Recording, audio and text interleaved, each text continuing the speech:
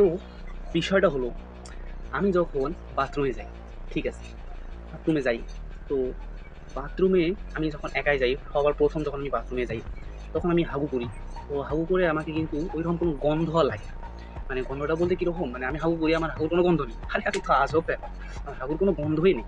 কিন্তু বিষয়টা হলো, যখন আমার বাসার যখন কেউ যায়, যখন আমার দাদা, চাচা, বাপ, আমার মা বা যে কেউ হোক, ভাই, এরা যখন যায়, এরা বাইর হওয়ার পর আমি যখন ঢুকি, আমি বুঝি না তো গন্ধ কেন? আচ্ছা তারাও তো হাগু করে, আমিও তো হাগু করি। এই হাগু করার মাঝে তো একটা গন্ধ কেন আসে? তাহলে কি শুধু এই দুনিয়ার মধ্যে কি শুধু আমারই হাগুর তাহলে গন্ধ নেই? ব্যাপারটা চিন্তা করে দেখলাম যে, আসলেই তো আমি যখন বাথরুমে যাই, তখন আমার হাগুর গন্ধ পাই না। কিন্তু আমার বাসায় যখন কেউ বাথরুম থেকে বের হয়, আমি যখন ঢুকি, তো তাদের হাগুর গন্ধে মানে কি আর বলি?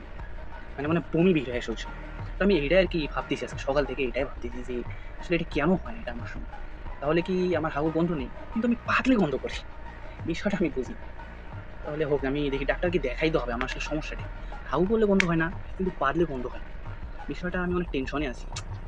এখন কি যে হবে আমি বুঝতেছি না। আমাকে ডাক্তারকে দেখাইতে হবে। ডাক্তারের কাছে যাইতে হবে, বিষয়টা খুলে বলতে হবে। এইজন্য আপনাদের কাছে বিষয়টা আমি খুলে বললাম যে, যদি কোনো সলিউশন পাওয়া যায়, আপনারা যদি কোনো সলিউশন পেয়ে থাকেন, তো প্লিজ এট লিস্ট আমাকে জানাবেন। আশা করি আপনারা জানাবেন এই সলিউশনটা।